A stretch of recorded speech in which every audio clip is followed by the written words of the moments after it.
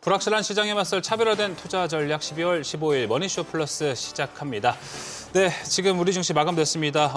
마감 지수를 보니까 4,097선, 4,100선이 일단 무너진 상태로 오늘 시장이 마감됐습니다. 코스닥은 이제 양전하면서 938포인트로 마감을 했습니다. 오늘 시장을 보면 이 지수도 지수지만 반도체가 무엇보다 좀 가지 않는 모습, 그 반대로 움직이는 곳은 오히려 이제 좀 테마로 부각받고 있는 우주항공이라든지 제약바이오 쪽으로 수급이 좀 들어가고 있는 모습입니다. 오늘 증시에 대한 이야기 그리고 이번 주 인사이트에 대한 이야기 저희 증시 인사이트에서 확실하게 준비했습니다. 네, 지금 짚어주셨다시피 네. AI 투자에 대한 의구심들이 조금씩 나오고 있는 다시 상황인데요. 올라왔어요. 네. 그런데 이런 가운데 이번 주에는 또 다른 주요국들이 금리 결정 회의를 연달아서 하게 되죠. 그렇죠. 유럽중앙은행, 영국, 일본 등이 금리를 결정하게 되는데요. 이 글로벌 증시의 방향성, 투자 노하우에서 함께 짚어보도록 하겠습니다. 네, 지금 보시고 계신 머니쇼는 SBS 비즈 앱과 유튜브에서 실시간 시청이 가능합니다. 더 많은 국내 주식 정보를 받아보실 분은 카카오톡 채널 머니랩을 추가하시길 바랍니다. 자, 그럼 오늘 국내 증시 마감 상황 한태리 캐스터와 함께 짚어보겠습니다. 오늘은 뉴욕 증시에서부터 재점화된 AI 거품 논란과 또 이번 주에 예정된 미국의 주요 경제 지표 발표를 앞두고 경계 심리가 확산하는 모습이었습니다. 특히 고환율에 따른 외국인의 순매도 행렬이 이어지면서 지수가 하방 압력을 받았는데요. 오늘 코스피는 그래도 장 초반에 비해 낙폭을 줄여내면서 4,100선을 지키는가 싶더니 종가를 기준으로는 1.84% 내린 4,090선에 마감한 모습입니다. 그리고 코스닥은 오늘 925선에서 하락 출발했는데 장중 내내 혼조세를 보이다가 0.16% 오른 938선에 거래를 마쳤습니다. 이어서 코스피 수급 살펴보겠습니다. 오늘은 메이저 수급 주체들이 양 매도세를 보였습니다. 외국인이 9천억 원 넘는 팔자세를 보였고요. 기관이 4천억 원 넘는 매도세, 그리고 개인만이 1조 4천억 원 넘게 사들였습니다. 이어서 코스닥 수급도 보겠습니다. 코스닥 역시 대동소이합니다. 외국인과 기관이 양 매도세를 보였는데요. 외국인이 300억 원가량의 매도 우위, 기관이 1,200억 원 넘게 팔아냈고요. 반면 개인만이 1,800억 원 넘는 매수세를 기록했습니다. 이어서 코스피 시총 상위 종목 살펴보겠습니다. 오늘 코스피 시총 상위 종목 중에서는 대부분이 내림세를 보이면서 좀 지수 하락을 유도했는데요. 먼저 반도체 대장주인 삼성전자와 SK하이닉스가 동반 약세를 보였습니다. 최근에 AI 반도체 수요 둔화 가능성과 또 고점 부담 인식이 동시에 작용했는데요. 특히 브로드컴은 예상치를 웃도는 실적을 발표했음에도 AI 매출이 BAI 매출보다 총 마진이 더 작다는 말에 AI 산업 전반의 수익성에 대한 우려가 다시금 좀 부각됐고요. 또 오라클은 대규모 자본 지출 확대와 이로 인해 수익 회수 시점이 지연될 거란 우려가 커지면서 AI 투자에 대한 경계 심리가 확산되는 모습입니다. 여기에 더해 이번 주에는 마이크론의 실적 발표가 있죠. 이에 따른 경계 심리가 맞물리면서 변동성 장세가 이번 주까지는 좀 이어질 걸로 전망되고 있는데요. 이 자세한 분석은 잠시 후 증시 인사이트에서 다룰 예정이니 채널 고정하시고 그때 함께 해보시기 바랍니다. 그리고 오늘 삼성 바이오로직스가 그래도 좀 눈에 띄는 상승세를 보였는데요. 그럼에도 장 초반에 비해서는 윗꼬리를 달고 조금 내려온 모습이긴 합니다만 4%대 강세로 177만 2천 원에 마감했습니다. 이 인적 분할 이후 CDMO, 즉 위탁 개발 생산 사업에 집중하면서 기업 가치가 재평가되고 있는데 특히 최근에 미국 생물보안법으로 이 삼성 바이오로직스 같은 글로벌 CDMO 업체들이 수혜를 볼 걸로 전망되면서 중장기적인 기대감이 반영된 걸로 보입니다. 이어서 6위부터 10위도 살펴보겠습니다.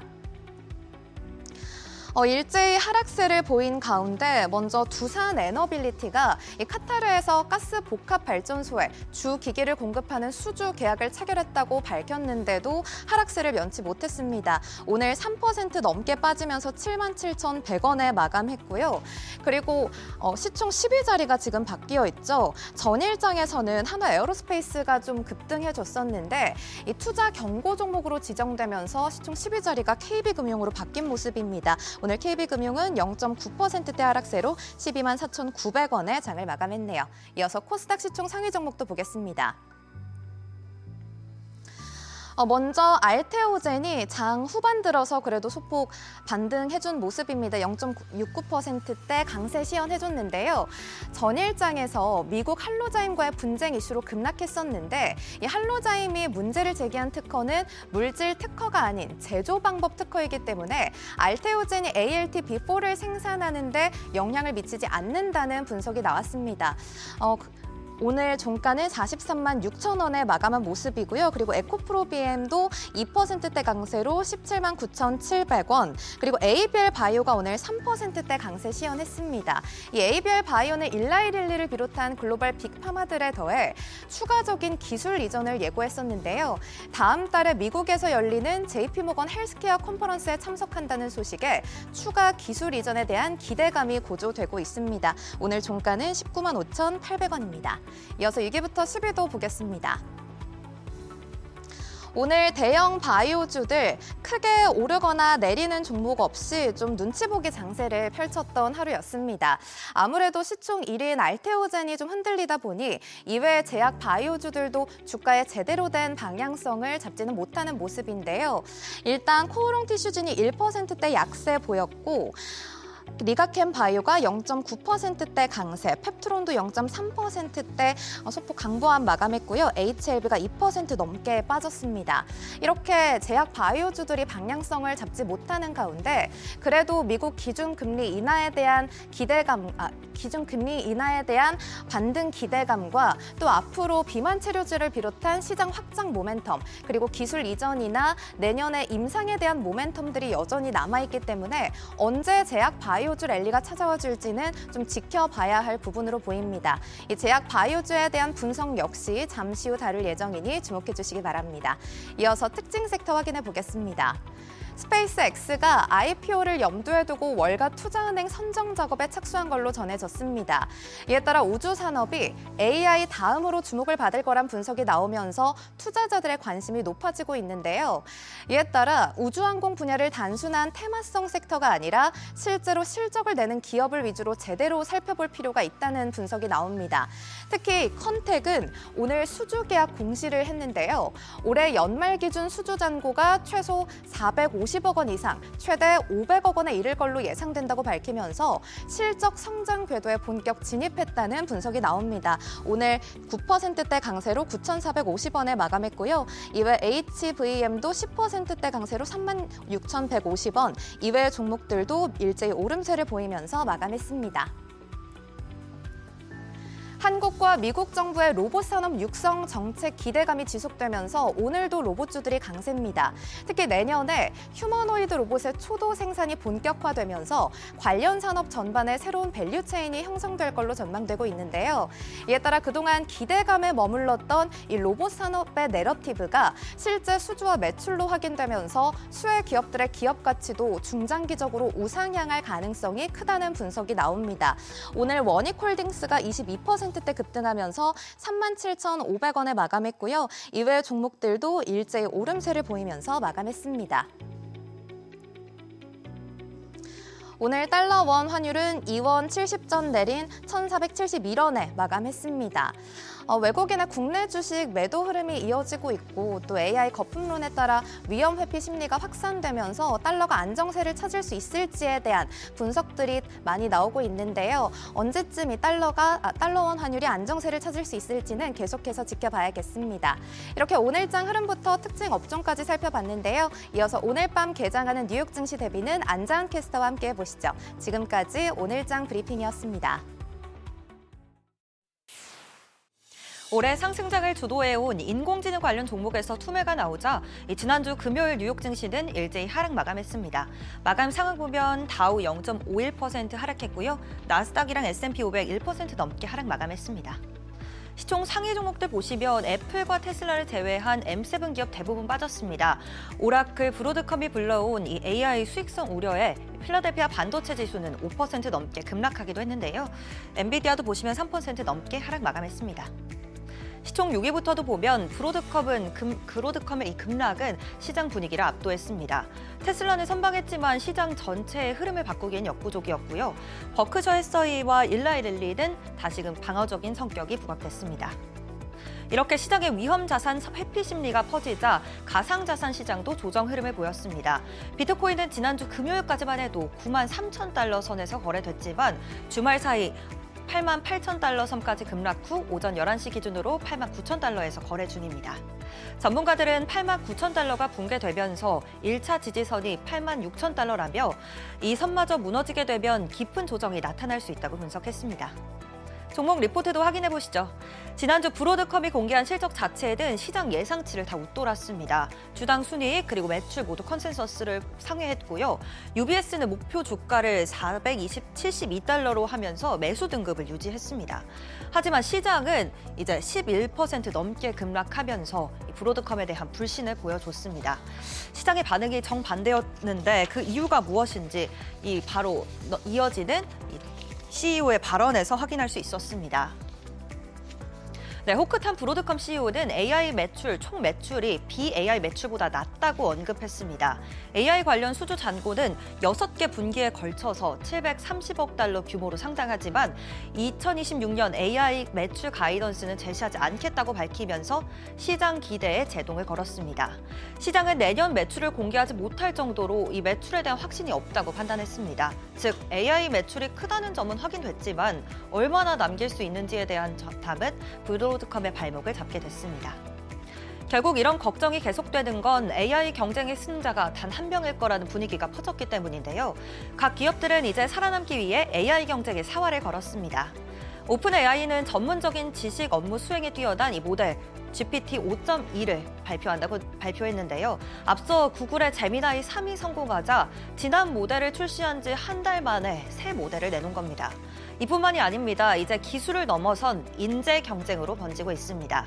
오픈 AI는 베스트 클리프 제도를 폐지한다고 밝혔는데요. 이 제도는 주식을 받으려면 회사에서 정한 의무 재직 기간이 핵심이었습니다. 1년에서 반년에서 이젠 0일로 이 기간을 아예 없애버린 오픈 AI는 이제 첫 입사 첫날부터 스톡 옵션을 부여하게 됩니다. 일론 머스크의 XAI 역시 주식 보상을 위한 재직 기간 조건을 단축하며 인재 확보 경쟁에 적극 나서고 있습니다. 이렇게 달아오른 이 AI 경쟁이 어떻게 끝날지 계속해서 지켜보셔야겠습니다.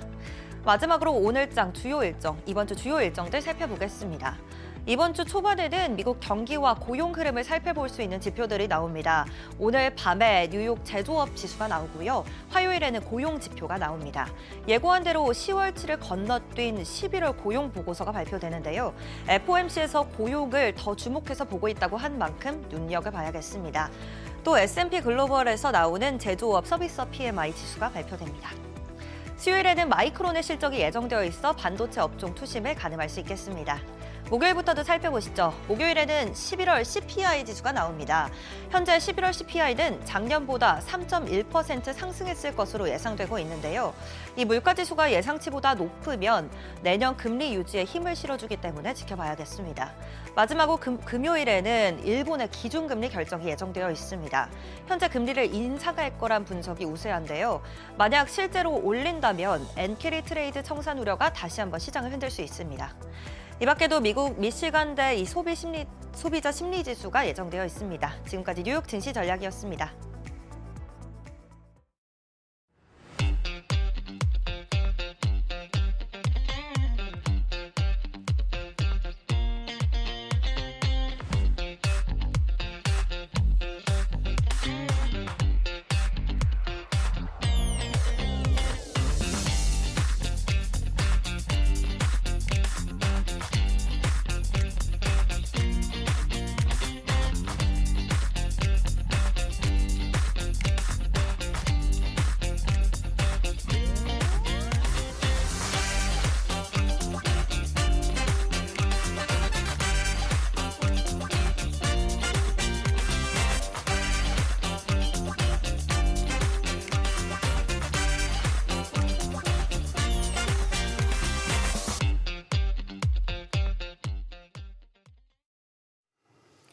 오늘 시장 보면서 제 마음이 좀 흔들렸는데 투자자분들 마음도 꽤나 흔들리셨을 것 그렇죠. 같습니다. 오늘 코스피 장중한때 2.7%대 하락세를 보이기도 했는데요. 특히 반도체 대형주들의 낙폭이 좀 컸습니다. 네, 그렇습니다. 미국발 AI 거품 논란 여파도 있고요. 이번 주 이제 굵직한 이벤트들을 앞두고 있습니다. 그래서 경계심도 있는 것 같습니다. 의견에서는 이제 코스피가 12월 초부터 6% 넘게 이제 올랐던 만큼 숨고르기 성격이라는 해석도 나오고 있습니다. 오늘은 이 단기 급락을 넘어서 연말 그리고 연초까지 이어질 투자 흐름 함께 짚어보도록 하겠습니다. 김성훈 KM파트너스 대표, 안지선 유진투자증권 연구원 함께하도록 하겠습니다. 어서 오세요. 네, 반갑습니다. 자, 먼저 시장부터 이야기를 같이 나눠보는 게 좋을 것 같습니다. 김성훈 대표는 오늘 시장 좀 어떻게 바라보셨습니까? 낙폭을 막판에 더 키웠네요, 코스피는. 네. 일단은 그래도 이제 야간 선물 대비해서 이제 장 시작에 대비해서는 낙폭은 좀 줄였다라고 생각이 되고요. 네. 기본적으로 저는 이제 산타랠리에 대해서는 주가에 대한 이 방향성은 조금 더 긍정적으로 봐야 된다. 그렇게 긍정적이다. 좀 생각이 되는데 지금 이제 코스피 시장 같은 경우는 뭐 SK하이닉스를 비롯해서 지금 HBM4 납품 소식이 일부 좀 들려오고 있거든요. 네. 그래서 이제 지금 뭐 한 2만 장에서 3만 장 정도 샘플을 이제 유상으로 엔비디아에 이제 제공을 했다라는 소식이 이제 장 중반에 들려오면서 SK하이닉스가 이제 5%대 하락률에서 또 외국인들 수급을 보니까 또 매수로 좀 이 바뀌는 모습을 보여주고 있고 일단 결론부터 말씀드리면 오늘 미국 시장의 이제 반등이 좀 중요하다라고 생각이 됩니다. 근데 이제 브로드컴 실적에 우리가 비한다면 마이크론 실적은 저는 생각보다 좀 강세를 보일 가능성들이 충분히 크다. 메모리 이제 우리가 흔히 말해서 AI보다는 메모리 쪽 반도체에 대한 이 쇼티지 공급 이 부족에 대한 가능성들이 계속 지속이 되고 있기 때문에 사실은 지금 전반적인 흐름에서는 오늘도 SK하이닉스를 비롯해서 삼성전자는 마이너스 한 3%대 흐름에서 좀 지지부진한 모습 보였지만은 네. 마이크론 실적 발표 이후에는 조금 더 10만 원대 지지력이 강한 모습이 좀 더 상단을 돌파할 수 있는 하나의 모멘텀 그리고 악재에 대한 이벤트 해소가 나타나지 않을까라고 저는 보고 있는 상황입니다. 네. 상당히 긍정적인 부분들 많이 짚어주셨네요. 저는 오늘 외국인이 현선물에서도 상당히 많은 물량 던지고 해서 혹시 산타랠리 기대감 꺾이는 거 아닌가라는 생각도 들었었는데 자, 안지선 연구원님, 뭐 산타랠리 기대감 저희 계속 키워도 되는 상황 맞나요? 네, 저도 좀 긍정적으로 보고 있는데 사실 산타랠리라고 보기에는 기간이 조금 일렀다라고 볼 수 있었어요. 그래서 12월 12일까지 6% 정도 상승세가 이어졌었는데 사실 산타랠리는 그 연말부터 연초까지 이어지는 랠리를 산타랠리라고 불렀었고 네. 저희가 거의 이제 60%의 확률로 이제 산타랠리가 있었고요. 그리고 2020년에는 한 9% 정도 산타랠리로 올랐었고 지수 자체가 평균적으로는 약 5% 정도 올랐던 그런 통계가 있습니다. 그래서 현재 지수 상승이 조금 과도했던 부분에서 오늘 좀 그런 차익 실현 매물이 좀 나왔던 걸로 파악을 하고 있고 그리고 지난달에 좀 지수가 많이 빠졌었잖아요. 지난달에는 이제 외국인이 12조 원 정도 순매도를 해서 계속해서 매도세가 유지가 되면은 산타랠리 기대도 사실은 못하는 상황이었는데 12월간 지금 3조 원 정도 지금 순매수를 하고 있거든요. 네. 그래서 순매수세로 좀 돌아섰다라고 볼 수도 있을 것 같습니다. 네, 알겠습니다. 일단은 우리가 좀 섣부르게 지난주부터 막 산타랠리 이랬나 좀 생각이 듭니다. 저희가 설레발을. 맞아요. 12월 15일 넘어가고 사실 모르겠습니다. 마이크론 실적 발표 이번 주에 기다리고 있으니까 이거 보고 산타랠리를 우리가 논해도 안 늦는 타이밍이구나라는 생각도 좀 들고 있습니다. 그런데 이제 안지선 연구원님 그 퀀트 자료를 많이 내시잖아요. 그래서 제가 이 자료를 봤는데 오늘 수급이랑 좀 봤을 때 이런 생각이 좀 들었습니다. 연기금이 오늘 그래도 좀 담아주는 모습이 보여줬습니다. 네. 연기금이 항상 하단은 잘 담아주는 느낌이 좀 드는데 그렇다면 코스피 뭐 이제 밴드에 대한 하단을 봤을 때 코스피 4,000, 코스닥 900은 지켜낼 거라고 보십니까? 올해 안에 저는 지켜낼 것으로 올해 안에 지켜낸다. 네, 파악을 하고 있고요. 이제 올해 말 기준으로 4,000포인트는 지켜내는 수준으로 마무리되지 않을까 생각을 하고 있고 네. 사실 연기금도 연기금이지만 연기금은 계속해서 지난 달부터는 조금 사고 있는 상황이거든요. 맞아요. 그 전달까지는 사실 연기금이 움직이지를 않았어요. 꽉 찼으니까. 네. 예. 근데 이제 그 비중 자체를 늘리고 있는 논의를 계속하고 네. 있고 이번 연도까지는 좀 힘들 수도 있지만 이제 정부 정책 기대감이나 이런 부분에서 뒷받침이 되어야 되는 그런 부분도 있기 때문에 네. 그 내년 초까지 계속 기관이 담을 가능성이 높다고 생각을 하고 있습니다. 그리고 외국인 매수세가 그래도 지수에는 가장 중요한 그런 지표이기 때문에 그렇죠. 네, 외국인 모멘텀도 계속 수급 모멘텀도 계속 네. 지켜봐야 된다고 보고 있습니다. 여기서 조금 더 확장해서 연초에 코스닥이 어떻게 될지 좀 궁금한데요. 지금 연말이 되면서 코스피보다 코스닥이 조금 더 잘 버틴다라는 생각이 들어서 혹시 이게 오히려 연초에는 코스닥이 더 조정받는 장세가 나타나지 않을까라는 생각이 들더라고요. 네, 저희가 지금 사실 모멘텀 장세가 계속 지속되고 있잖아요. 그쵸.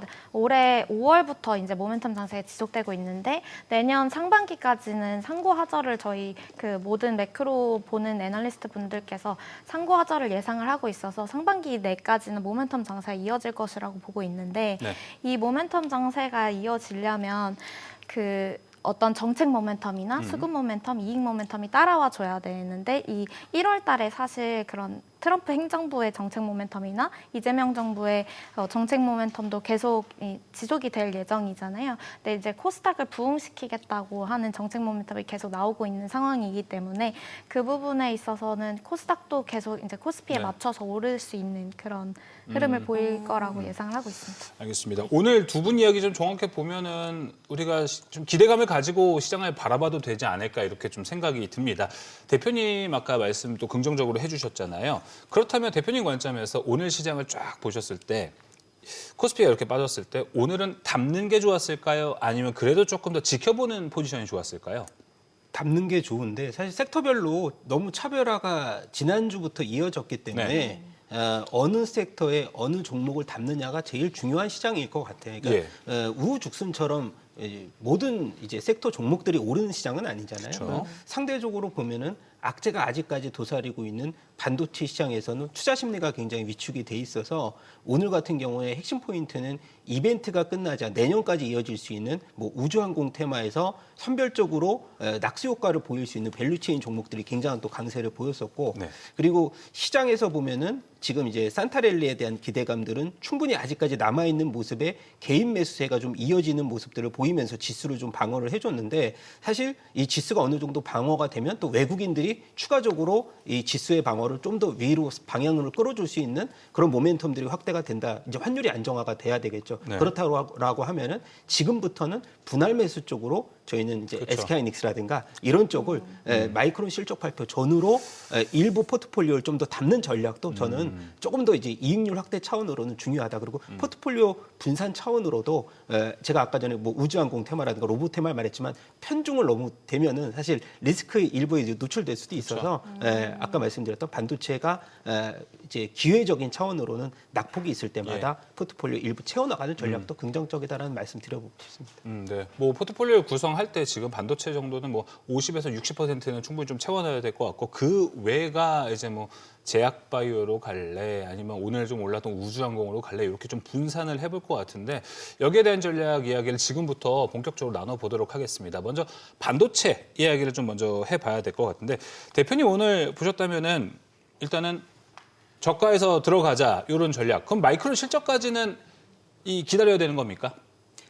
저는 기다려야 된다고 보는데 아까도 지금 SK하이닉스 쪽에서 뭐 우리가 기다렸던 소식이 하나가 계속 나오고 있잖아요. HBM4가 원래 내년 정도 이제 상반기 쪽에 납품이 본격적으로 양산이 시작이 될 것 같은데 지난주만 해도 양산 시간이 좀 밀렸다는 뉴스가 있었죠. 맞아요. 예. 그렇지만은 지금에 나오는 얘기들은 뭐냐면 우리가 매출로 인식하는 HBM4 마진율이 제일 좋은 SK하이닉스가 상대적으로 우리가 생각보다 좀 빠르게 이익 개선이 나타날 수 있다. 그런 기대감만으로도 오늘 외국인들이 일부를 좀 매도에서 매수로 좀 방향성을 좀 전향하는 그런 모습들이 보여지고 있어서 그리고 제가 이제 결론부터 좀 말씀드리면 지금은 AI 패권 이 전쟁에서 중국에게 1위를 놓치지 않으려는 이 미국의 빅테크 투자의 속도는 좀 필수적인 전략이기 때문에 상대적으로 보면 AI 투자 대비 효율이 마진이 떨어진다고 한들 이런 투자는 계속 돼야 될 것으로 저는 생각이 돼서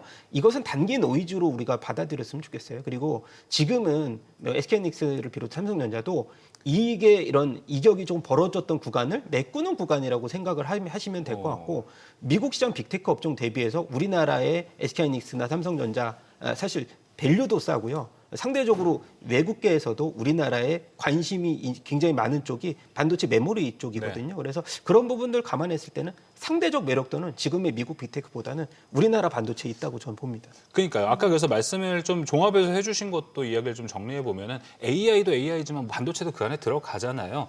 지금 D램 가격 계속 올라가는 것들, 반도체 부분만 봤을 때 반도체 업황은 우리가 알고 있는 그 슈퍼사이클이 맞다. 이쪽에 대한 저가 매수는 여전히 좀 유효한 전략이 될 수 있다. 우리가 이렇게 좀 정리를 해볼 수 있을 것 같습니다. 그런데 연구원님, 이게 뭐 이제 시장의 회의론자들은 가끔 이런 얘기를 할 수 있어요. 12월 이거 너무 작정하고 빼는 거 아니야? 라는 이야기를 좀 많이 하고 있습니다. 왜냐하면 엔비디아 실적 좋았는데도 그렇죠. 오라클은 좀 애매한 뭔가가 있었지만 숫자는 나왔잖아요. 거기에서 또 떨구입니다. 브로드컴도 마찬가지입니다.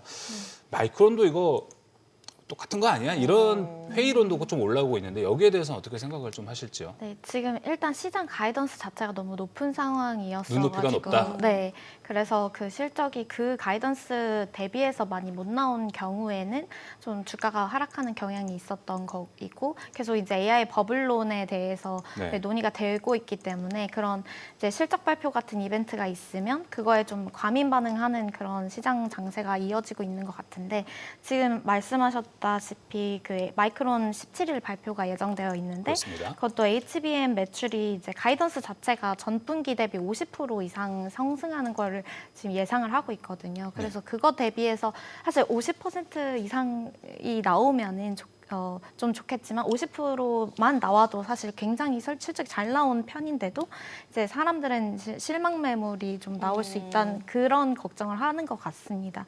하지만 지금 말씀하신 대로 반도체 빅사이클은 맞고 근데 이 사이클이 아직 종료되기는 이른 시점이다라고 판단을 하고 있고 AI 버블론 같은 경우에도 제가 연간 전망에서 논의를 했던 부분인데 아직까지 이제 버블에 해당하는 지표들이 보이진 않고 있다. 그래서 그 버블이 좀 붕괴되는 시점이라고 생각되는 그 시점은 연준이 금리 인상 사이클을 얘기를 할 때 그때가 좀 위험한 사이클이다라고 보고 있거든요. 그래서 아직까지는 조금 더 올라갈 수 있는 그런 기대감을 가져갈 수 있다라고 보고 있습니다.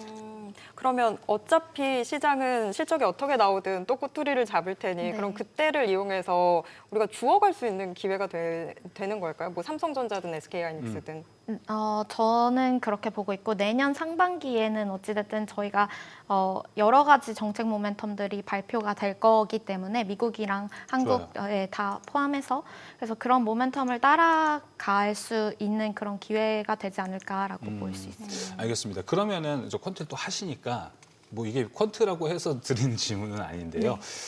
역대 엔비디아가 지금까지 좀 이 조정을 받아왔던 시기를 크게 보면은 작년 이제 6월부터 시작된 하락도 있었고 올해 초에 1월에도 있었던 이 조정 기간이 있었습니다. 대체로 조정이 짧으면 2달, 길면 3달 정도 걸리고 이제 반등을 하더라고요. 사실 그때와 지금도 사실 그렇게 크게 큰 그림, 뭐 실적으로 증명하는 게 다르진 않습니다. 근데 이번 달도 11월부터 떨어진 걸 생각하면 우리가 이번 달 12월까지는 마음을 좀 접어야 되나? 이런 생각이 들더라고요. 네, 맞습니다. 그러니까 그 기간 자체가 평균적으로 보면 그럴 수 있지만 맞아요. 지금은 사실 뭐 연초 기대감도 있고 연말에 산타랠리 기대감도 있기 때문에 그게 상쇄된다면 사실 어떤 방향이 좀 어떤 한 방향으로 좀 치우치진 않을 것 같고요. 네. 사실 그리고 그 조정을 받으면 기간이 2달 동안 지속이 됐다라고 그 평균적으로 얘기를 할 수가 있는데 그게 기간보다도 그 낙폭의 크기가 얼만큼 됐었는지가 더 중요할 수 있을 것 같아요. 근데 사실 11월 달에 많이 좀 떨어지는 측면이 있었기 때문에 그게 다 반영이 됐다라고 볼 수도 있는 측면이 있을 수 있을 것 같아서 저는 이제 12월 말 내년 초까지는 좀 상승 모멘텀 기대해봐도 좋을 것 같다라고 보고 있습니다. 우리가 뭐 역대 엔비디아 실적 발표를 봤는데 그때보다는 상황이 지금이 좀 괜찮은 네. 타이밍이지 않을까 이렇게 좀 생각이 듭니다. 마이크론 이야기를 좀 마저 이어가 보도록 하겠습니다. 대표님, 그 오라클 브로드컴이 AI 버블론을 깰 만한 뭔가가 안 나왔잖아요. 지금 컨콜에서 계속. 그래서 마이크론 입장에서는 우리 기회다. 이참에 좋은 말들을 많이 코멘트를 좀 준비해볼까라는 관점에서 우리 시장이 기대하는 AI 버블론을 붕괴해 줄 수 있는 그런 코멘트가 나올 거라고 기대 좀 하시나요? 기대해 봐야죠. 기대를 해봐야 되는데 지금 나온 이제 뭐 브로드컴을 비롯해서 일부 이제 CEO들의 이 컨콜을 들어보면은 굉장히 좀 그 과장돼서 얘기하지 않고 지금 현실을 직시하게끔 얘기를 하거든요. 왜 이렇게 있는 조금 부풀려도 되는데. 그렇죠. 제가 생각해도 과거와는 좀 스탠스가 조금은 바뀐 모습들을 보여주고 왔는데 근데 이런 것 같아요. 왜냐하면 기대감이 조금 더 크게 얘기하는 시장에서 반응이 나오는 그런 최근의 트렌드가 아니기 때문에 우리가 해석하기에 좀 나름이다.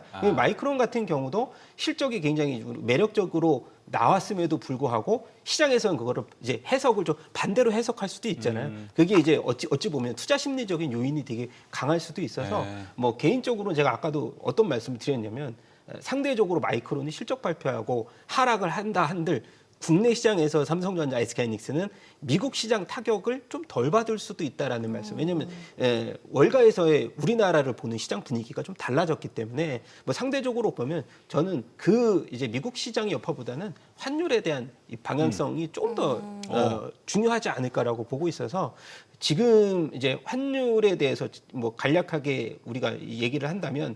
워낙에 이 자금이 미국 시장으로 좀 많이 이탈했던 자금들을 끌어모을 수 있는 그런 요소들이 좀 더 우리가 뭐 적극적인 이 개입이라든가 아니면은 뭐 이제 연기금이나 일부 이제 정부에서 뭐 이번 주말에도 그런 급격한 회의를 또 진행을 했지만 그런 모습들이 조금 더 보여준다라고 하면은 자연스럽게 외국인들 자금 유입이 들어올수록 또 개인들의 투자 자금도 이제 서학 개미들의 다시 좀 컴백도 저는 긍정적으로 연말 이후에도 나타날 수 있는 반등이 나올 수 있는 부분을 우리가 포인트로 잡아야 된다 이렇게 생각합니다. 방금 이야기 다시 한 번만 해줄 수 있으세요? 마이크론 실적이 안 좋아서 주가가 오히려 이렇게 떨어지더라도 국내 시장을 더 좋게 볼 것이라고 말씀하신 근거가 뭐 방금 환율 이야기를 좀 해주신 거예요? 네, 그렇죠. 이제 뭐 환율에 대한 이게 말하자면은 사실 풍량계가 마이크론이긴 하지만 반도체의 대장 역할을 해줄 수 있는 게 SK하이닉스거든요. 그래서 상대적으로 보면은 그러니까 마이크론 실적만 빨리 말할 뿐. 네, 그러니까 이건 이벤트적인 요소, 그러니까 이벤트가 해소가 됐다는 그 측면으로 봐도 우리나라 국내 반도체 시장의 분위기는 조금 더 좋아질 수 있다. 그래서 핵심은 뭐냐면 마이크론 실적 발표가 일부 핵심일 수도 있지만은 더 많은 이제 비중을 차지하고 있는 SK하이닉스나 삼성전자 쪽으로 아마 우리의 시선이 좀 더 갈 수가 있지 않을까? 그리고 다음 달 얼마 안 남았죠. 삼성전자 잠시 실적 발표가 얼마 안 남았어요. 그래서 그렇죠. 그런 부분들이 요소가 좀 더 크게 작용할 수도 있다라는 말씀을 드려보고 싶습니다. 네, 알겠습니다. 자, 그렇다면 뭐 국내에서 오늘 삼성전자, SK하이닉스 모두 좀 큰 폭으로 떨어진 모습이었습니다. 삼성전자가 3.76% 하락, SK하이닉스가 2.98% 거의 3% 가까운 하락세를 좀 보여줬었는데 아까 이제 대표님께서 HBM4 이런 이야기도 해주셨고 삼성전자도 오늘 시장에서 주말 사이에 있었죠. 나름의 호재가 좀 있었습니다. 이게 지금 단독 보도여서 좀 애매하긴 한데 파운드리에서 이제 AMD까지 라인업에 추가할 수 있다 이런 이야기 있었고 HBM3E 12단 이 애물단지 이게 이제 TPU에도 들어갈 수 있다. 뭐 이런 뉴스들이 좀 있었습니다. 여전히 이런 호재가 주가에 지금 반영이 되지 않은 거잖아요, 연구원님. 이런 게 또 이제 매수의 포인트도 충분히 될 수 있겠죠, 그러면? 네, 맞습니다. 그런 이벤트들은 항상 매수의 포인트가 될 수 있지만 지금 현재 사실 이번 주만 놓고 봤을 때는 경제 지표 발표가 너무 많이 남아있기 때문에 그렇죠, 당장 내일도 있고요. 네, 여파로 인해서 발표가 되지 못했던 지표들도 다 발표가 되고 그리고 16일 날은 고용지수, 뭐 17일 날은 MBA 주택담보대출 신청 건수나 맞아요. 마이크론 실적도 발표가 예정이 되어 있고 18일 날이 가장 중요할 것 같은데 목요일이 가장 중요할 것 같은데 그때 소비자 물가지수랑 근원 소비자 물가지수, 뭐 필라델피아 연준 기업 전망 지표가 같이 나오거든요. 그래서 그런 매크로 지표들이 어떻게 되느냐에 따라서 또 연준의 움직임이 달라진다고 지난주에 FMC에서 파월 의장이 그렇게 말을 했기 때문에 저희가 또 그 관망세가 계속해서 이어질 수 있다는 거를 보일 수 있을 것 같습니다. 네, 알겠습니다. 뭐 반도체에 대한 이야기 여기서 좀 마무리를 해보도록 하겠고 저희가 뭐 계속해서 화요일, 수요일 업데이트하면서 마이크론 실적과 다가오면서 어떤 전략이 필요할지 방송을 통해서 꼭 말씀드리도록 하겠습니다. 자, 그러다 보니까 오늘 오히려 강했던 섹터가 뭐 제약바이오나 우주항공 쪽으로 수급이 좀 방어적으로 갔다고 합니다. 이 방어적이라는 게 참 뉘앙스가 애매하죠. 뭐 경기 방어주로 들어간 게 아니고 오히려 이럴 때 최고의 공격이 최고의 방어가 된다라는 뉘앙스로 해서 제약바이오 쪽도 좀 강세를 보였습니다. 대표님 오늘 제약바이오 특히나 장중에 삼성바이오로직스도 엄청 강한 모습 보여줬습니다. 이런 모멘텀, 이벤트나 모멘텀이 제약바이오로 확실히 좀 가고 있는 분위기입니까, 현재는?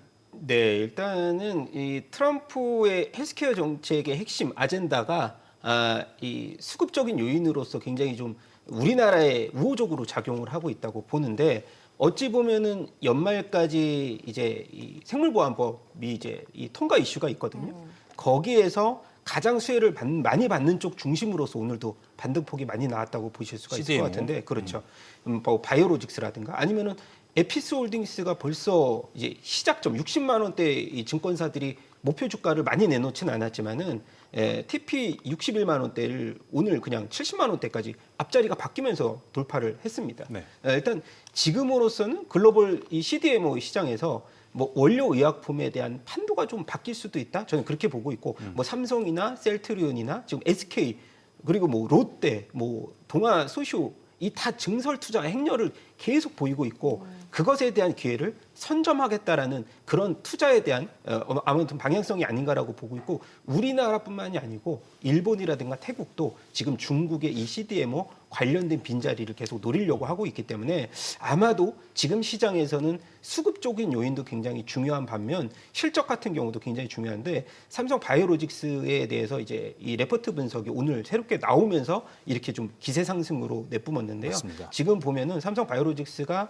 적정 기업 가치가 지금 한 100조에서 106조 정도 나오고 있는데 시가총액이 지금 90조가 안 되는 상황이 있잖아요. 거기에다가 뭐 수년금과 미국 소재 제약사와의 1.8조 수주 계약까지 이제 계속 이어진다라고 했을 때 그리고 5공장 이제 추가 가동이 2분기부터 시작됐는데 그것이 본격적으로 가동이 될 때가 내년이거든요. 네. 그래서 그런 부분들을 다 도합해서 본다면 지금 대형주 단에서 코스피 시장에서는 삼성 바이오로직스 수급이 몰리는 이유가 그것 때문이 아닌가라고 보고 있어서 이런 기조는 저는 이번 주 내내 계속 이어진다라고 봅니다. 왜냐하면 다른 대안이 사실 없거든요. 자동차 업종들도 지난주에 원체 많이 수급으로 땡겨줬기 때문에 남은 룸은 지금 삼성 바이오로직스 비롯해서 제약주 쪽으로 좀 더 룸이 좀 더 남아있다 그렇게 생각합니다.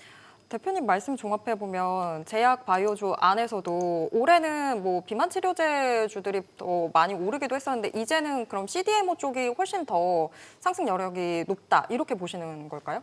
개인적으로는 비만 치료제 시장의 점수를 훨씬 많이 줘야 될 것 같은데요. 오늘 CDMO 오늘 시장에서만 시장에서만 보면 보면. 그렇다는 건데 특징은 그것도 있습니다. 지금 에임드 바이오가 오늘 또 한 번 기업을 토했거든요. 오후에 26%. 엄청 오르더라고요. 그게 보니까 에임드 바이오만의 이 매력도 때문은 아닌 것 같고 에임드 바이오가 삼성 바이오하고 이제 협업을 해서 맞아요. 지금 이 ADC 툴박스라고 하는 공동 개발에 이 착수를 하면서 삼성 바이오로직스 효과 때문에 이렇게 좀 반등을 많이 줬거든요. 그리고 제가 이제 비만 치료제 시장에 대해서 간략하게만 좀 말씀을 드린다라고 하면은 지난주에 비만 치료 시장에서 경구용 치료제에서 1등인 기업 1등 제약이 아니고 일동 제약이죠. 네, 1등 저분자. 제약 같은 예. 경우가 이 저분자 화합물 사실 어떻게 보면은 화이자가 지금 3조를 투자해서 M&A를 중국 기업을 시도를 했습니다.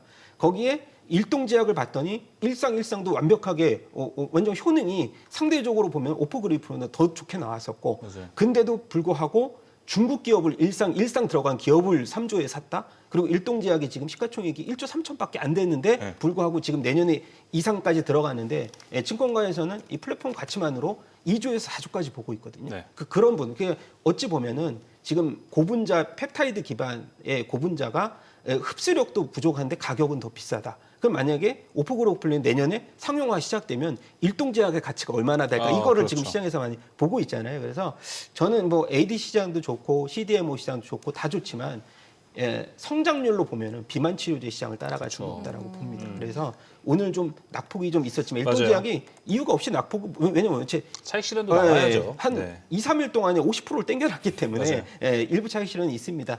그렇지만은 가장 핵심은 지금 비만 치료 시장에서 경고용으로 지금 가고 있는 방향성을 우리가 체크를 해나가야 된다. 이렇게 말씀드리고 싶습니다. 네, 일단 비만 치료제 쪽 얘기를 해주셨고 일동제약이 오늘은 좀 하락을 했지만 오늘 또 올릭스 RNA 쪽에서 좀 올라가는 모습을 보여줬습니다. 이 안에서 순환매가 좀 진행이 될 것 같으세요?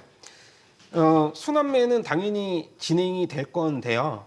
이 순환매를 개인 투자자분들이 맞출 수 사실 있느냐. 맞출 수 있느냐, 뭐 저 같아도 굉장히 어려운 하나의 그 문제잖아요. 그래서 당연히 비중을 조금 실어서 관련된 핵심 쪽에서 대장주 역할을 할 수 있는 뭐 만약에 바이오시밀러면은 삼성 에피스홀딩스, 그다음에 그렇죠. 로직스, 그다음에 뭐 아까 말씀드렸던 제가 일동제약이나 올릭스 이렇게 좀 몇 가지 종목 중에서 너무 많은 종목 말고요. 이렇게 핵심 대장주 쪽으로만 비중을 좀 실어 넣는 전략도 유효하다고 생각합니다. 네, 순환매도 순환매지만 그 각각 섹터마다 대장주들을 한번 체크해 보는 것도 중요할 것 같습니다. 연구님은 방금 이제 쭉 이야기를 들으셨는데 제약바이오 내에 좀 괜찮게 보시는 키워드가 있으십니까? 앞서 뭐 CDMO, 비만 치료제 이야기가 있었는데. 네, 일단은 저는 이벤트 위주로, 매크로 위주로 좀 보기 때문에 네. 이벤트를 말씀드리면 제약바이오주가 1월에 좀 이벤트들이 많거든요. 그래서 JP모건 헬스케어 컨퍼런스가 1월 12일부터 한 주간 1월 15일까지 한 주간 진행이 되는데 그때 이제 샌프란시스코에서 개최가 되고 국내 기준 발표 기업이 두 개밖에 없어요. 그 삼성 바이오로직스랑 셀트리온이 지금 발표 예정 기업이고 다수 기업들이 좀 참석 예정인데 그 중에서는 IR이랑 파트너링 미팅을 진행을 하거든요. 참석을 해서 그래서 다른 빅파마 기업들이랑 파트너링 미팅을 하면서 어떤 이벤트나 뉴스가 나올 수 있는 가능성이 크기 때문에 지금 진행이 예정됐고 미팅이 잡혀 있는 기업들이 삼성 에피스홀딩스, ABL 바이오, 온코닉 테라퓨틱스 그런 기업들이 지금 예정이 되어 있거든요. 네. 그래서 이런 이벤트도 이제 내년 초에 있는 이벤트라서 계속해서 팔로우업을 하시면 어떤 기업을 좀 선택을 해야 될지가 좀 나올 것 같습니다. 좀 더 디테일하게 빅파마가 괜찮을 것 같으세요? 아니면 이제 에로, 라이선스 아웃을 하는 기업들을 더 눈여겨보세요? 지금은 사실은 연초 때는 저는 이제 라이센스 아웃하는 에로 기업들을 좀 더 볼 수 있을 것 같은데 왜냐면 실적이 아무래도 지금 기대감으로 올랐던 부분이 있기 때문에 실적으로 좀 보답을 하는 그런 기업들 위주로 좀 순환매가 일어날 수 있다고 생각을 하고 있습니다. 예, 알겠습니다. 자, 우주항공 쪽도 같이 나눠보도록 하겠습니다. 앞서 뭐 제약바이오 같은 경우에는 지금 아주 좋은 그림을 그리고 투자자들이 관심을 좀 가져가고 있는데 우주항공은 앞서 이야기했던 것보다 조금 믿음은 약할 수 있습니다. 아직 좀 테마성이 있어갖고 접근하기 어렵다 이런 얘기 나오고 있는데 대표님 스페이스X IPO도 있는데 그리고 정부에서도 이쪽 산업 밀어주겠다 이런 모멘텀들은 있습니다. 근데 아직은 좀 테마성이 짙다고 봐야겠죠? 네, 테마성이 짙어서 사실 하나 에어로스페이스가 장 초반에 막 10%대 밀리면서 우주항공 테마가 이렇게 빨리 끝나나라고 봤는데 그것은 이제 투자 경고 때문에 일부 수급적인 이탈 이슈가 있었던 거라고 저는 말씀을 드려야 될 것 같아요. 왜냐하면 핵심이었던 HVM하고 스피어가 오늘 장중에 계속해서 한 5%대 이상까지도 유지를 하면서 스피어 같은 경우도 마이너스 대에서 다시 이제 오후장에 플러스 한 5%대로 돌아서면서 마감을 했는데 제가 이제 전체적으로 우주항공 테마를 볼 때는 딱 정답은 하나인 것 같아요. 스페이스 X 향이냐 아니냐 아니면 우리나라 쪽으로 만약에 하나 에어로스페이스가 누리호 4차에서 민간 사업으로 이제 돌아서면서 사실 인공위성의 이제 개발에 있어서 좀 많이 착수를 했지만 사실 이제 미국 기업 뭐 블루 오리진이라든가 격차가 워낙 크기 때문에 그럼요. 상대적으로 보면 그냥 이 스페이스 X의 뭐 우리가 스피어나 HVM은 실제로 특수학금을 납품을 하면서 실적 개선이 올해부터 나왔거든요. 매출이 벌써 한 3배, 4배까지 찍히고 있어요. 스페어 같은 기업은. 그래서 상대적으로 보면은 앞으로 이제 스페이스X가 내년에 상장을 하기 전에 이런 테마가 꺾일 수 있느냐라고 봤을 때는 테마는 꺾이더라도 밸류체인 안에 있는 종목들이 실적의 숫자가 지금 급속도로 이렇게 점핑, 이게 단계적으로 레벨이 올라가는 종목. 아까 제가 말씀드렸던 두 종목 이제 뭐 컨택도 마찬가지고요. 아까 실적 얘기를 또 앵커님께서 했지만 그런 종목 위주로만 딱 보시는 게 종목은 중소형주에서 변동성이 있을지언정 계속해서 주가에 대한 단계적인 레벨은 올라갈 수 있다라는 말씀을 드려보고 싶습니다. 정말 실질적으로 숫자가 찍혀야지 그래도 흔들리지 않고 상장 이슈 때까지 같이 좀 갈 수 있다. 그러니까 이제 저런 거죠. 이제 만약에 뭐 하나 에어로나 하나 시스템 같은 경우는 위성 시스템을 개발하고 착수를 하지만 거기에 대한 매출이 굉장히 미미하다라는 그렇죠, 거죠. 그러니까 상대적으로 보면 제가 말씀드렸던 그 밸류체인 안에 이제 그 납품하는 부품을 납품하는 회사들은 인공위성 그 관련된 섹터 매출이 거의 대다수기 때문에 맞아요. 그런 부분 쪽으로 본다면 테마가 꺾이더라도 이게 테마가 꺾인다는 얘기는 스페이스X가 상장하고 마무리가 된다는 건 아니지만 관련성이 좀 적은 종목들이 우후죽순처럼 이렇게 테마를 형성해서 오를 때 가장 위험하잖아요, 우리가. 그래서 그 부분들에서 핵심 종목들은 시장이 변동성이 있다고 한들 계속해서 그런 이 매출 성장이 계속 확대가 된다면 계속 주가는 레벨업이 될 수 있다라는 말씀을 드려보고 싶습니다. 그러다 보니까 뭐 여기에 엮여 있는 위성이나 뭐 5G 쪽에서는 실적이 그래서 나오는 기업들이 몇 있잖아요. 네. 그쪽이 좀 더 낫다고도 보시는 거죠, 그러면? 그렇죠. 뭐 인텔리언 테크를 비롯해서 뭐 이제 우리가 사실 그 인공위성을 얘기를 할 때 6G를 빼놓을 수는 없잖아요. 통신망 전략과의 이런 시너지가 굉장히 좀 필요하고 거기서 정부가 추진하는 또 이 6G 관련된 통신의 전략적 핵심이 뭐냐면 인텔리언 테크를 말씀드리는 그렇죠. 게 지금 스타링크가 우리나라에 이제 도입이 됐고 그 스타링크하고 지상망과의 융합이거든요. 우리나라는. 네. 그래서 그 부분들을 얘기했을 때 통신주에 대해서 아직은 뭐 솔리드라든가 그리고 대형주단에서는 KT 뭐 정보의 유출 쪽으로도 이제 수급이 좀 이탈을 했고 원래는 사실 KT나 통신주들은 배당에 대해서도 원래 가을에 주가가 많이 오르는데 그런 요소를 많이 배제를 시켰거든요. 최근 주가 흐름을 보면. 그래서 지금은 배당 매력도를 보는 것은 아니고 앞서서 말씀드렸던 스타링크의 이런 이 혁신에 대해서 그리고 이 구조적인 변화에 대해서 좀 더 주목을 해봤으면 좋겠지만은 매력도는 우주항공 대비해서 떨어진다 이렇게 말씀드리고 싶습니다. 네, 최근에 올라가고 있는 우주항공 연구원님 생각은 좀 어떠실지 궁금합니다. 저도 마찬가지로 좀 스페이스X IPO로 지금 많이 오르고 있는데 이 모멘텀이 사실 지금 끝난다고 보기에는 너무 짧았기 때문에 맞아요. 그래서 그 2주 동안의 그걸로는 좀 부족하다고 생각을 하고 있어서 내년 초까지는 좀 지켜봐야 될 테마다라고 보고 있는데 이제 그 중에서도 이제 간접 수혜 관점으로 했을 때 뭐 AP 위성 같은 데는 위성 통신 안테나를 판매를 하고 있고 세트레가이는 위성 제조를 하고 있는 그런 위성 관련 기업들에 대해서 좀 지켜봐야 될 필요가 있을 것 같고 예를 들어서 뭐 부품이나 그런 그 스페이스X 우주항공에서 좀 대표적인 어떤 그런 산업을 영위하는 기업이 아니라 그 부품이나 밸류체인 적으로 다가갈 수 있는 그런 기업들 중에 뭐 LIG 넥스원 같은 그런 기업들도 좀 그 우주 감시 레이더를 개발을 하고 있기 때문에 그래서 그런 것들이 좀 우주 개발 사업 수혜가 되지 않을까라고 보고 있습니다. 네, 알겠습니다. 자, 오늘 반도체 왜 이렇게 하락을 할지 우리는 어떤 포지션 잡아야 될지에 대한 이야기 그리고 그 외에 좀 방어적으로 올라가고 있는 제약바이오 우주항공에 대한 이야기 함께 나눠봤습니다. 두 분 여기서 보내드리도록 하겠습니다. 오늘 말씀 고맙습니다.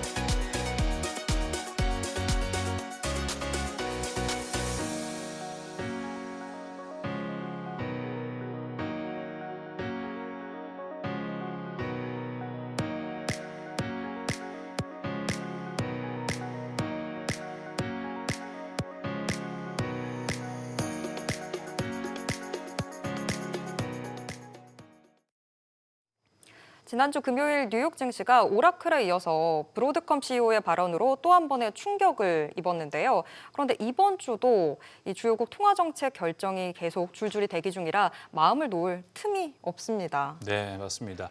유럽 중앙은행, 일본은행 등 이제 기준금리 결정을 앞두고 있는데요. 결정에 따라 시장도 영향을 받을 것으로 보입니다. 거시경제 상황 살펴보면서 투자 전략 세워보겠습니다. 여러분들 가장 좋아하는 시간 GFM 투자연구소 이진우 소장과 함께하도록 하겠습니다. 소장님 안녕하십니까? 네, 안녕하세요. 네, 일주일 잘 보내셨습니까? 네, 어떻게 뭐 갈수록 네. 몸이 더 좋아지시네.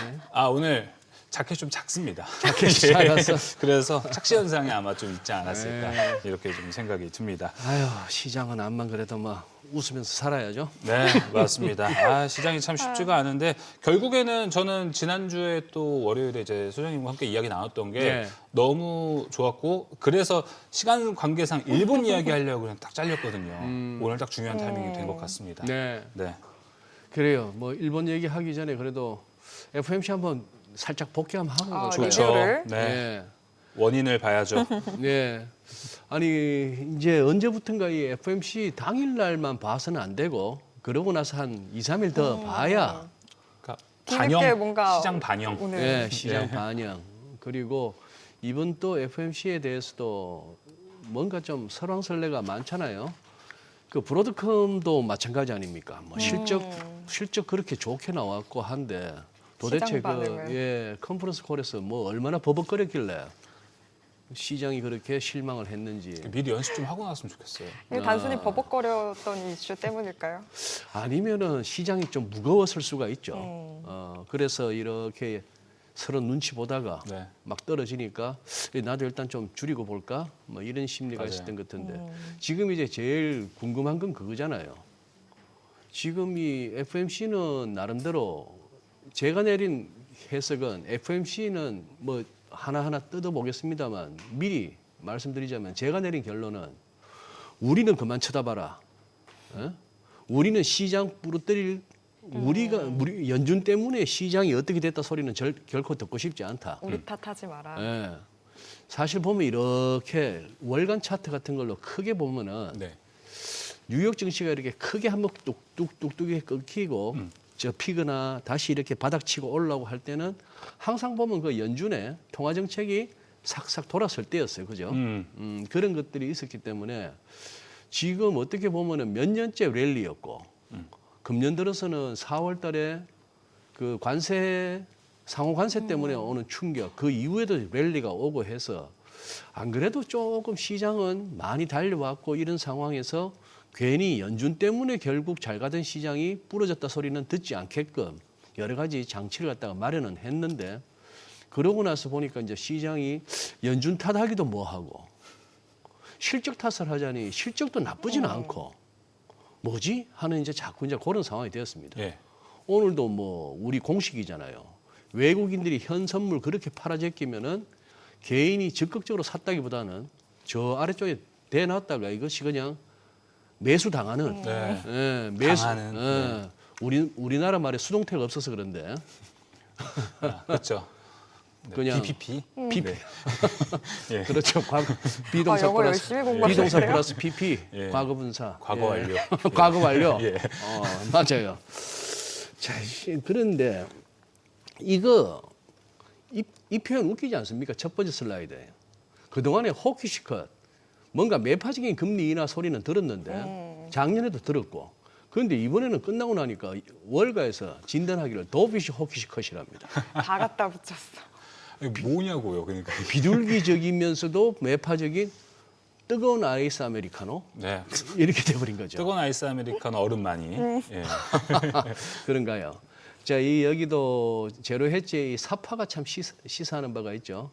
제롬 파월 그냥만 눈 가렸습니다. 이제 눈 가렸고 나는 모르겠다 이렇게 돼버렸는데 37년 만에 가장 이렇게 분열된 연준 그러면서 금리는 내렸고 그리고 밸런스 쉿 그로스 그러니 대차대조표를 키우는 자산 매입을 다시 또 시작한다 하는 얘기고 네. 여기서 소문자로 딱 이제 소제목으로 나왔죠. 3명이 반대표 던졌고 그리고 인플로이먼트 그러니 고용이 안 좋다는 쪽에 리스크를 갖다가 또 강조했고 그리고 이제 12월 12일부터 T빌 1년 이내 만기 그걸 갖다 사기로 했다 하는 겁니다. 그래서 이제 이 중간값은 여전히 내년에 가서 한 번 정도 더 내린다. 이렇게 노란 게 이제 이번 12월이잖아요. 예. 요 앞에 게 9월이고. 근데 여기에 중간값이라고 합니다만 이 아래쪽에도 4개나 적혀 있고 해서 시장이 생각하듯이 한 2번 더 내릴 수도 있는 거고요. 언제 뭐 점도표대로 간 적이 있습니까? 그다음에 다만 이번에 스티븐 마이런이 저 밑에다가 쿡 찍은 거 보세요. 이거는 참 그거 합니다. 그런데 자, 여기도 한번 보시죠. 이제 369 12월이다 보니까 우리가 이것도 살피는데 내년도 후내년 2027년, 2028년은 진짜 며느리도 모르고 귀신도 모르죠. 자, 그런데 이걸 9월 달에 내년에 1.8% 성장할 걸 갖다가 2.3이라고 확 올려버립니다. 실업률 그대로 두고 PC나 코어를 갖다가 2.6에서 헤드라인 2.4, 코어는 2.5로 살짝 낮춰요.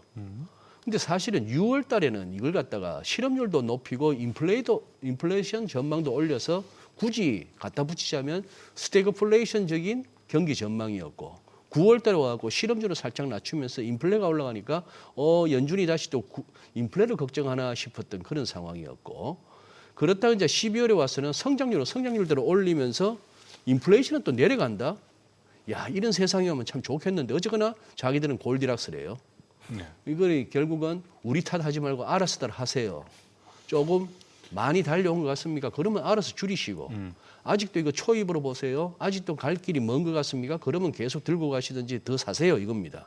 근데 더 골 때리는 거는 양적 긴축 QT를 종료하고 나서 딱 열흘 만에 바로 또 이제 국채 매입을 통한 단기채지만 또 돈 풀기를 그것도 내년 4월까지 4월 15일인가 뭐 세금 내는 날이라고 내년 4월까지는 월간 400억 달러씩 이거 우리 돈으로 한 50조대 후반 60조 원 가까운 돈이잖아요. 엄청난 양입니다. 엄청난 양입니다. 그래서 제가 밑에다 써놨죠. 네. Long live the Fed. 연준이여 만수무강하시라. 뭐 이런 소리가 이제 막 튀어나오는 거죠. 튀어나오는데 자 트럼프 대통령은 내년에 금리 1% 어떤 인터뷰에서 그랬죠. 내년 말 어느 정도 생각하시느냐 금리 했더만 지금 3점 지금이 얼마예요? 3.75잖아요. 네. 상단이. 근데 이걸 갖다가 내년에 1%나 그 밑으로 이렇게 얘기를 합니다. 그래 이것도 한번 살펴보고 가시죠. 여기 이미 12월 4일 날 로이터 기사죠. 베센트 재무장관이 뭘 갖다가 푸시하는가 하면은 레지던시 리콰이어먼트. 그러니까 이 기사를 보시죠. 취임 전에 지역 연방은행 총재가 달라스 연방은행 총재 같으면은 이 로리 로건 달라스 연방은행 총재 같으면 텍사스 지역에서 3년은 살았어야 된다. 이런 사람을 갖다가 지역 연방은행 총재로 하자. 이걸 갖다 이제 요건을 갖다 집어넣었습니다. 베센트 장관 참 어떻게 보면 그거 한데 옆에는 그냥 참고로 남편하고 같이 이렇게 그 사진 이미 다 공개된 거니까 예, 그렇게 해서 하나 갖고 왔습니다. 자, 여기서 말인즉슨 한 3년은 그래도 그 지역에 살았던 사람이라야 그 지역 경제 상황을 잘 반영하는 거 아니냐 하는 얘기인데 그리고 너무 뉴욕에서 활동하던 사람들이 다 그렇게 내려가 있다 이게예요. 그런데 속내는 다 알죠. 금리 인하 반대하는 지역 총재들을 겨냥했단 말이다. 자, 그동안에 최근에 기억하실 겁니다. 이 클리브랜드 연방은행 총재 베스 해먹이라는 이 여성 총재 그리고 달라스의 로리 로건 자, 여기는 골드만삭스 출신이에요. 베스 해먹은. 로리 로건도 뉴욕 연방은행에서 꽤 오래나 일을 했고 특히나 연준의 대차 대조표 키우는 데는 실무 역할을 해서 팬데믹 이후에 그렇게 돈 푸는데 실무 책임을 했던 사람이고요. 예. 캔자스시티의 제프리 슈미트 이런 사람들인데 여기가 다 베센트가 염두에 두고 한 사람들입니다. 그러니 이 사람들을 내년에 즉 결국 각 지역 연방은행 그쪽에 조직에서 우리 이 사람을 총재로 해주세요 하면은 FRB에서 이렇게 뭐 승인하는 그런 형식으로 왔는데 괜히 이 소리를 끄집어내니까 마치 우리 아파트에 3년은 뭐 실거주 해라 이런 식으로 그렇게 나오니까 네. 이제 나왔죠. 그러니 지금 이 두 사람 다 베스 해먹도 그렇고 로리 로건도 그렇고 금년에는 투표권이 없어요. 네. 아마 투표권이 있었으면은 진짜 반대표가 이 두 사람이 아니고 더 많았을 수도 있단 말이죠. 뭐 그런 상황이라서 이 연준 장악을 위한 집요함을 보여주는 베센트 재무장관 또는 트럼프 행정부 이렇게 볼 수 있는데 저는 이번에 이런 모습들이 또 하나 이렇게 마이애미에서 시장 선거에서 좀 영향을 줬다고 봅니다. 물론 그쪽은 마이애미 지역은 라틴계, 히스패닉계가 굉장히 인구 비중상 높기 때문에 트럼프 대통령의 저런 트럼프 행정부의 이민 정책은 부담스러울 거니까 네. 저 텃밭 한 28년, 30년 만이라고 하는데 민주당으로 넘어갔다는 거죠. 그렇죠. 자, 그런 것들인데 뿐만 아니라 이런 식의 모습들은 우리가 과거 다른 어떤 대통령 하에서는 잘 보지 못했던 모습들이잖아요. 어떤 관세 정책이라든지 뭐 이런 것들이 조금은 이제 피로감을 주는 거예요. 미국인들한테, 미국 시민들한테도 뭐 그런 면이 있어서 아마 그거 할 겁니다. 그리고 야, 이것도 어떻게 얘기가 이렇게 됩니까? 이거 7월 8일이에요. 7월 8일에 두 명의 케빈이 케빈 헤셋하고 케빈 워시가 차기 연준 의장을 두고 막 지금 배틀 중인데 이게 트럼프식의 어프렌티스 스타일의 경쟁이란 말이죠. 네. 그렇게 했다가 이게 지금 12월 초만 하더라도 거의 누구로 갔습니까? 굳어지는 분위기였는데. 해시스로 굳어지는 상황이었죠. 근데 그때 예 맞아요 했던 말이 있습니다. 여기 포텐셜 페드 체어가 여기도 있다고 생각한다. 그리고 뭐 얘기해 볼까? 뭐 그러고 하면서 자 쭉 하다가 땡큐 케빈 했단 말이죠. 땡큐 케빈에서 거의 이제 케빈 헤서스로 우리가 굳어진 줄 알았는데 이게 지금 지난주하고 또 약간 얘기가 달라지죠. 케빈 허시하고 내가 꽤나 긴 대화를 나눴다 이렇게 있답니다. 저 금리는 나와 상의 후 결정해야 된다 이런 얘기까지 막 나와버리죠. 여기에 또 이제 약간의 불확실성. 이 트럼프 대통령 스타일이긴 한데 네. 조금 했더니만 약간 월가 분위기나 전반적인 저 워싱턴 안에서의 그 DC 안에서의 기류가 약간은 좀 그렇게 만만치는 않은가 봅니다. 뭐 그런 느낌이 있는데 어쨌거나 케빈 워시도 확실하게 금리 인하에 적극적인 모습을 보여야 뭐 해주겠거니 하는데 그렇죠. 예 아직까지는 하나는 남아 있죠. 예. 하나는 남아 있는데 여기 목요일 날이었거든요. 그 즉 FOMC 다음 날이었습니다. 예. FOMC 다음 날만 하더라도 이렇게 보면 파란색, 초록색 즉 상승 쪽이 더 많았죠. 지수는 빠졌지만. 네. 그래서 그거 했죠. 뭐 진짜 겨울철이라서 페어웨이가 좀 이렇게 푹푹 파이고 뭐 잔디가 없고 하지만 그래도 공 옮겨서 공 7만 한 데는 있다.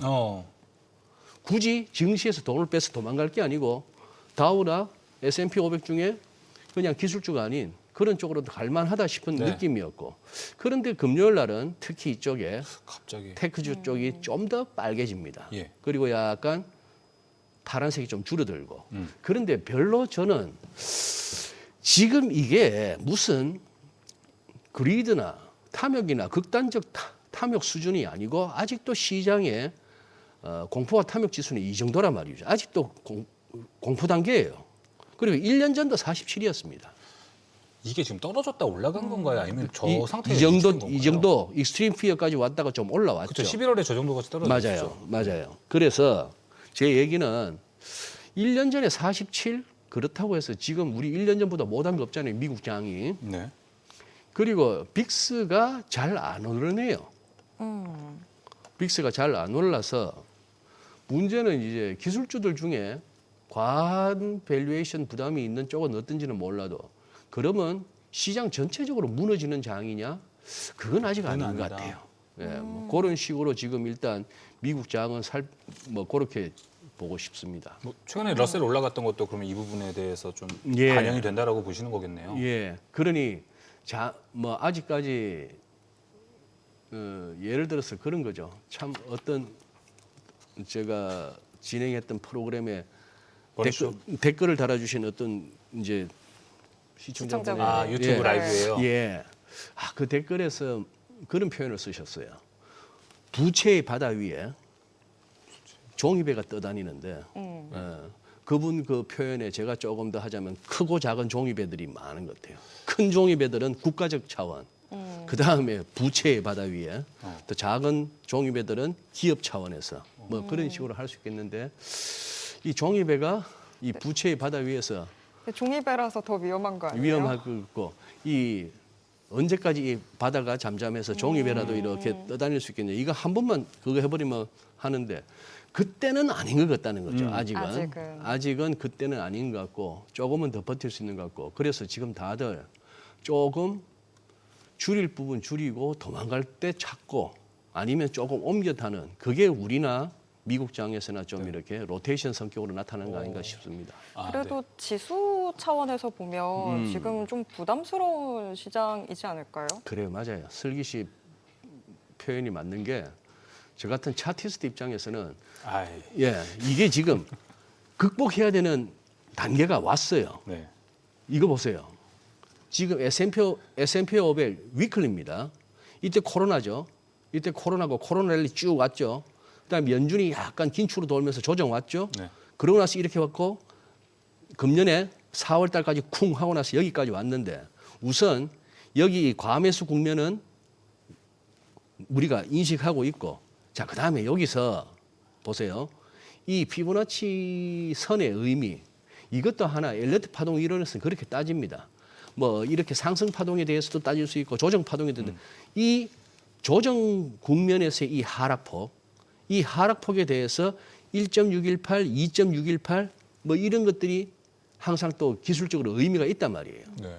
의미가 있는데 이게 지금 2.618배의 레벨에서 약간 두 번째 막히는 모습이란 말이죠.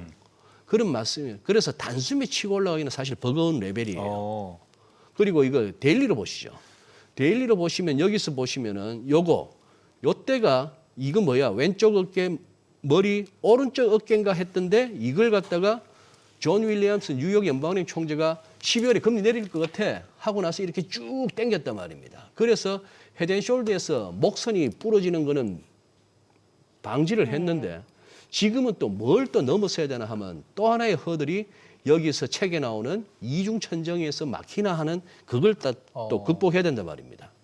거기다가 아까는 여기서 크게 이렇게 2.618배죠. 요번에는 여기서부터 이 하락폭에 대해서 즉 여기서부터 이 하락폭에 대해서 또 1.618배쯤 오니까 또 시장이 버거운 거예요. 그래서 기술적으로 접근하는 사람들 입장에서는 야 여기를 갖다가 단숨에 치고 갈까 하는 의문은 늘 있었는데다가 이 그림도 보세요. 나스닥 보세요. 나스닥도 이때 헤드앤숄더 보이나 했더니만 극복은 했는데 여기 와서 조금 이렇게 뭡니까 이게 공이 쭉쭉쭉쭉쭉쭉 드라이브 샷을 해보세요. 쭉 올라가다가 결국은 떨어지게 돼 있잖아요. 예. 약간 그런 느낌. 위클리로 볼 것 같으면 여기서 전고점을 못 넘었어요. 필라델피아 반도체 지수도 확연하게 이중천정이 보입니다. 이중천정이 보이는 가운데에 지난 주말에 많이 크게 음봉이 나왔어요. 위클리도 보고. 그래서 결국은 얼마나 짧고 얕은 조정에 그칠 것인가 하는 이 싸움 같아요. 그러다 보니까 월간도 이렇죠 뭐. 월간도 이런 상황에서 이 부분을 갖다 조금 확대한 게 이건데 지난 4월에 이 아래꼬리 확 달렸던 월봉. 그러고 나서 11월 달에 또 아래꼬리 달리는 월봉. 이거를 지난번에 말씀드렸잖아요. 망치와 교수형이라고 해서 두 개의 의미는 다를 수가 있는데 지금 12월에 와서 쉽게 벌써 12월이 거의 다 하순으로 접어들고 있는데 방향을 쉽게 못 정하고 있죠. 그런 상황인데 여기서 이제 슬슬 나오는 얘기가 하도 기술주가 시원찮아 보이니까 아니면 너무 그동안 달려왔다는 현타가 오고 나서부터는 그러면 S&P 500개 종목 가운데 7개, M7 제외하고 아니면 브로드컴까지 하면 8개 제외하고 한 490여 개 이걸로 그러면은 지수를 끌어올리든지 아니면 하락을 막든지 뭐 지금 이런 국면 같아요. 고점에 대한 테스트들을 그렇죠. 결국 지금 몇 번 더 받을 것이냐 혹은 네. 지금 단반에 이제 이번에 좀 시기적으로 연말이기도 하고 이런 분위기 타고 올라갈 것이냐 이게 지금 중요한 포인트가 좀 될 것 같습니다. 네. 근데 앞서 저도 방송에서 이야기를 했던 게 그거거든요. 네. 엔비디아 기준으로 봤을 때 엔비디아. 네. 엔비디아가 지금까지 조정을 크게 한 2번 받아왔잖아요. 그렇죠. 둘 다 이제 길면 2달, 네. 평균적으로 3달. 예. 이렇게 조정 기간을 거쳐가다 그때부터 예. 쭉 올라가더라고요. 예. 이번에도 사실 그럴 것 같다라는 좀 생각이 들긴 합니다. 저는. 지금까지의 학습 효과는 그거죠. 네. 엔비디아 같은 종목은 견디면은 기다리면 회복되더라 하는 거죠.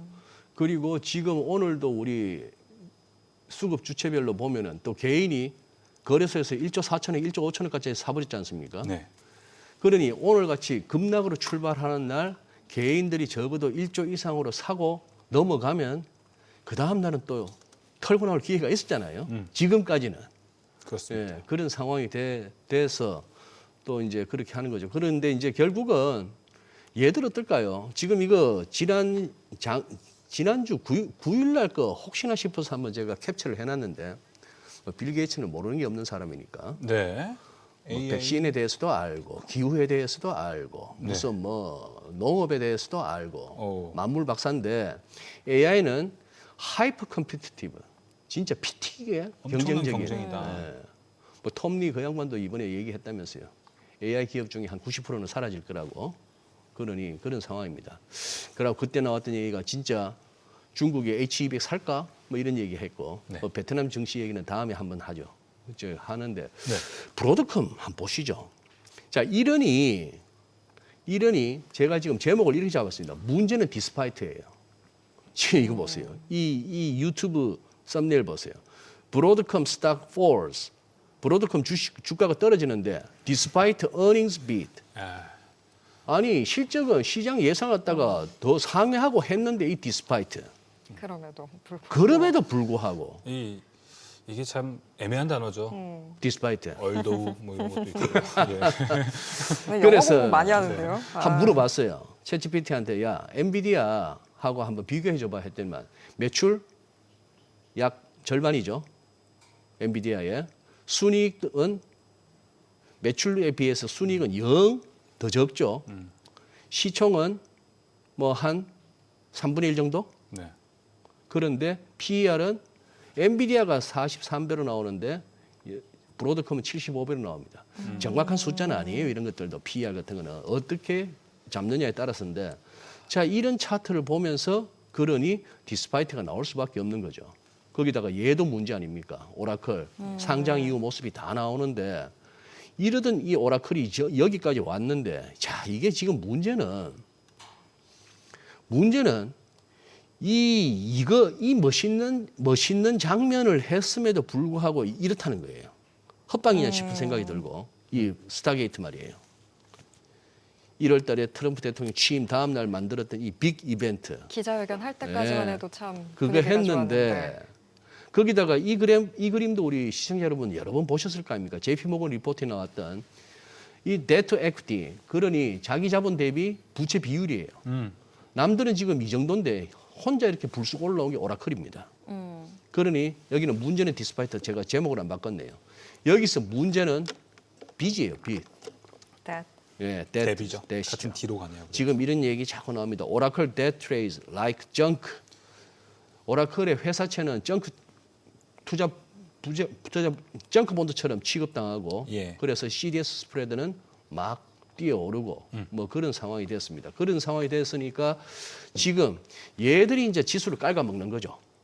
지수를 깔아먹을 뿐만 아니라 우리 지금 이른바 서학개미 미국 주식 하시는 분들의 또 이렇게 포트에 많이 들어가 있는 거라서 지금 다른 쪽 종목들이 다른 쪽 업종들이 좀 한다 하더라도 얘들이 회복할 거냐. 그런데 제 일감은 어때요? 오라클도 망할 회사 아니라면 이 정도 빠졌으면 싶은 생각은 듭니다. 그죠?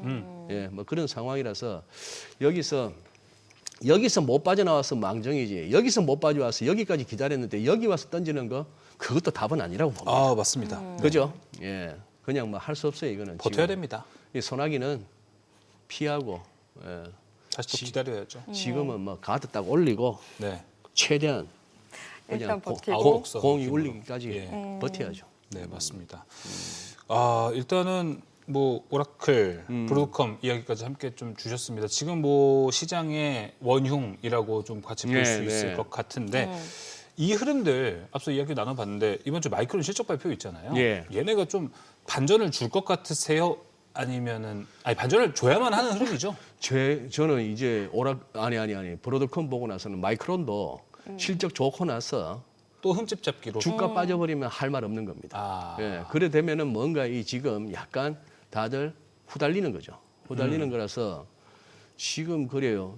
지금 어차피 시간이 없으니까 오늘 요거는 봐야죠. 지금 왜 금리를 내렸는데도 미국 장기채는 올라가느냐 이거예요.